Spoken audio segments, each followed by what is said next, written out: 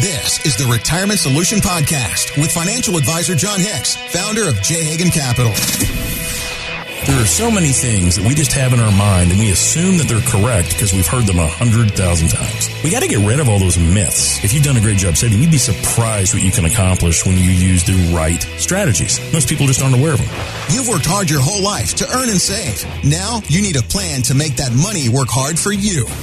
So people that have sacrificed opportunities to spend money, they sacrificed by putting the money in that 401k. They've sacrificed by putting that money in a 529 college plan for their grandkids. Those types of sacrifices should go rewarded in the long run.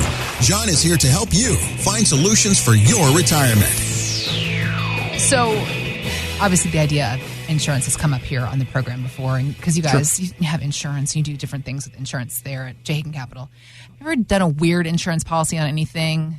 You know, we primarily use insurance in our offices for wealth transfer. Okay. I mean, if you look at like the way that the Kennedys and the Rothschilds and the Rockefellers and all those because guys. Because you can twist that insurance world up and make it Oh, yeah. One of the biggest things we always try to get people to understand is that, unfortunately, the middle class, we have always been told insurance might be, you don't need it. Yeah. And this was a wonderful marketing ploy put out there by the Wall Street tycoons because they wanted every money to go into the market, because back in the day, they were able to make 6, 7, 8, 9, 10% off of us inside of our mutual funds. People forget this. But they were able to make so much more money, and so they demonized the insurance industry. But if you think about the type of protections, not necessarily on our home and car and things like that, but if you think about, oh my gosh, you mean I can have a pension income, which is what people love pensions. Yeah. I love people that have pensions. Right. It's essentially an insurance policy that if you live to be older than Methuselah, you're still going to get an income. I mean, that's pretty awesome. Right. And when you think about some of these other things, but wealth transfer is the biggest thing that it can afford. It can totally turn hundreds of thousands of dollars into tens of millions for future generations completely tax-free. And so there are very few things, as long as people understand, it's not a one-size-fits-all approach. And many of these designs we do, you've never heard of because they're very advanced. Most people don't seek them out. But insurance is interesting.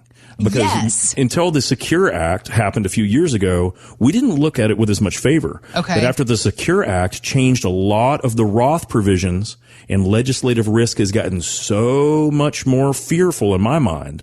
Now that's when we have to look at what are the parts of the tax code that we can exploit so we could take advantage of not only the current tax law, but how can we ensure that our kids and grandkids and maybe even great-grandkids will never pay taxes on our savings. That is what insurance can do, really, frankly, better than any other asset class. The conversation around insurance, it can go so many different ways and can be thought of in so many different ways. Because I was thinking, insuring yourself and your future, it's not just about having insurance. It's about also the things you can do to insure the money that you have. And that's exactly the nail. You hit the nail on the head with what you were going into there, the idea of tax responsibilities, the things that we can work on now, what we're going to owe in the future, and seizing opportunities, because despite the bear stock market that we're experiencing, we obviously, I don't have to tell you this, John, we should never stop looking for opportunities. I would say that maybe even especially in down market times, like continue to carpe diem, right? Well, if you look at it, in Chinese, the same symbol that stands for crisis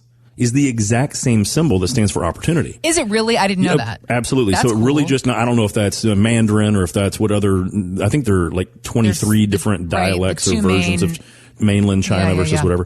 But so I always thought that was really amazing, because it just depends on what side you're on, right? Like if you're in the stock market and you're down 20%, you're looking at that symbol like, this is a crisis. This is terrible. Yeah. Because we're just now probably going into recession. We're probably just now into the forefront of this thing. It could go down another 30%. But there's other people that have had their money safer or in different spots, or they've been much more aware or much more risk sensitive. And they're thinking, this is awesome. I'm not down that much. I get the opportunity maybe to go buy really good companies like Apple or Oracle or Microsoft or whatever. Take your pick for 50 cents on the dollar or maybe even 40 cents on the dollar. So for them, they're looking at that as an opportunity. Right. So in my office, what we're always trying to find is, hey, how can we protect ourselves when things get really weird, but at the same time have all of the opportunity when those crises do happen? We can take advantage of that opportunity once they come around. That's the cool part about things. Right.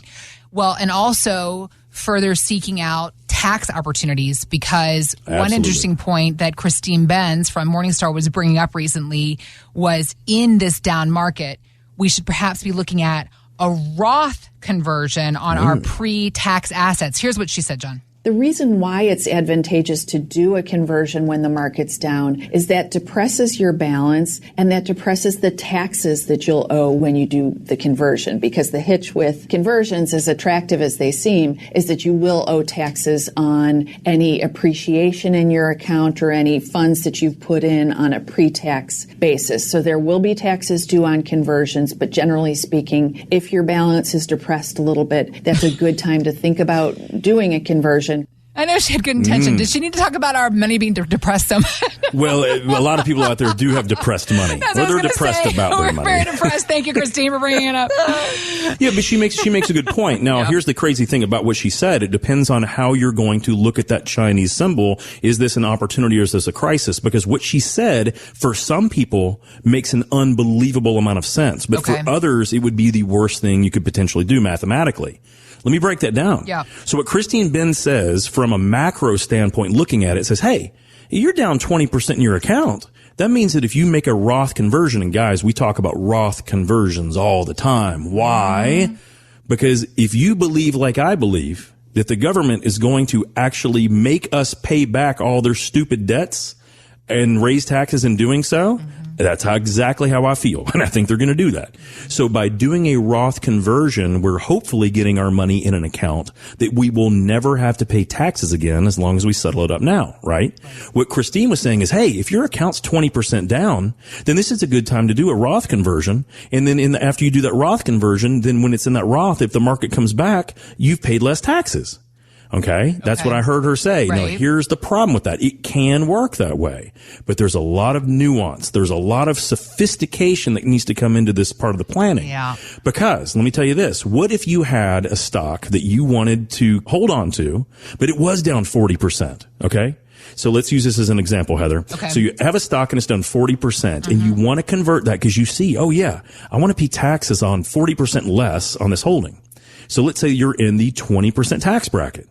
Now, Heather, it gets interesting because you were down 40% in that stock. Now you're going to convert it and you're going to pay 20% taxes on the conversion. Now you're down 60%. Okay. Guys, when you're down 60%, by doing that, you have to come back 129% to get back to even. Ooh. That's different math, yeah. That is different math, isn't it? Because what we're doing is we're compounding a market loss with a tax loss. Now, here's the more favorable way to do that. Yeah. And by the way, this is what my team does for people every single day. Right. If there are some things in your portfolio that are way down, it means that it might be a great time to do a Roth conversion. You want to be very specific on the assets you convert. The ones that you want to convert, you want to be the ones that don't have the same losses. John, why do you say that? Because your total portfolio balance is the one that doesn't change on the loss. The individual equities make a tremendous difference. And so this is one of the things why I say, yeah. It depends on how you look at that coin, heads or tails. They can both win. Okay. It depends on if you do it correctly. The math behind this is very sophisticated. How do we want to take advantage of market losses so we could be in a better tax situation? This is why in our office, we absolutely do tax planning because this is a huge piece of it. As a matter of fact, Heather, the other week, I had a couple that came in and they had mentioned the same thing that Christine said. Okay. The gentleman said, hey, John, we're down about 19% in some of this stuff, or our accounts. So because of that, is this a good time to do a Roth conversion? I'm like, well, it depends. He goes, well, what do you mean it depends? What do you mean it depends? I'm like, well, let's look at it. You're down, 19%. Let's just run it to 20%. You're in the 25% tax bracket. You're going to be down 45% if we do it this way. However, if we do it this other way, not only can we do that conversion, it appears that over time, we're going to save you about $430,000 in long-term taxes over the course of your retirement. That, guys, is a big deal because we didn't just convert the entire account. We did specific pieces at specific times. That's what we put in the plan so that we can actually hopefully save this couple about $400,000 in taxes in the future. When I showed him the numbers, he was absolutely beside himself. He goes, you got to be kidding me. There's no way that it's going to look like this. And my answer to that is, well, he's correct. There is probably no way it looks like this. If they increase tax rates in the future, he's going to have a larger amount of savings. If they decrease taxes in the future, he wouldn't have as many savings. But guys, what do you think is going to happen? You think they're going to lower tax rates from here? I don't think so, Lucy. So the one thing we want to understand is, hey, if we got some lemons, let's make some lemonade. Yeah. Let's do it through the tax angle of our investment planning. And by the way, guys, if you save, in this example, these couple, if you save $400,000 in taxes, you're going to forget real quickly what you lost in that high quality equity in the first place. That's the goal, isn't it? To make us remember the good times and forget the bad times. And this idea, though, I really appreciate this math you were pointing out, John, because I think that a lot of us are hearing this blanket notion, right? Oh, now's a good time. Convert to a Roth. It's like, whoa, pump the brakes on that. We need to talk about it specifically to your case scenario. Heather, that's exactly why on the show for years I've said, hey, there's theory and then there's practice. Yeah. We want to make sure the theory makes sense from a common sense standpoint, but then we want to make sure in practice we're doing it where it actually benefits you. There's all kinds of people I've talked to. It does not make sense for them to do Roth conversions. Yeah. They will be worse off for doing them, but there are other ways that they can actually avoid taxes in the future. But you just got to know those other avenues. And that's where we want to make sure we don't want blanket advice. We want specific and skilled advice based on only and specifically what we all want to individually accomplish. Thanks for listening to the Retirement Solution Podcast with John Hicks. Begin the conversation about your savings plan with John and the team at J. Hagan Capital by visiting retirementsolutionradio.com. Be sure to listen to John's radio show, The Retirement Solution, Saturdays at 8 a.m. and Sundays at 9 a.m. on News Radio 840 WHAS. J. Hagan Capital Inc. is not licensed in all 50 states. To find out if J. Hagan Capital Inc. is licensed in your state, please call 502-690-5635. J. Hagan Capital Inc. is not affiliated with nor endorsed by the Social Security Administration or any other government agency. It does not provide legal or tax advice. Annuity guarantees rely solely on the financial strength and claims-paying ability of the issuing insurance company. By contacting us, you may be provided with information about insurance and annuity products offered through Jonathan Hicks, insurance license number 548962.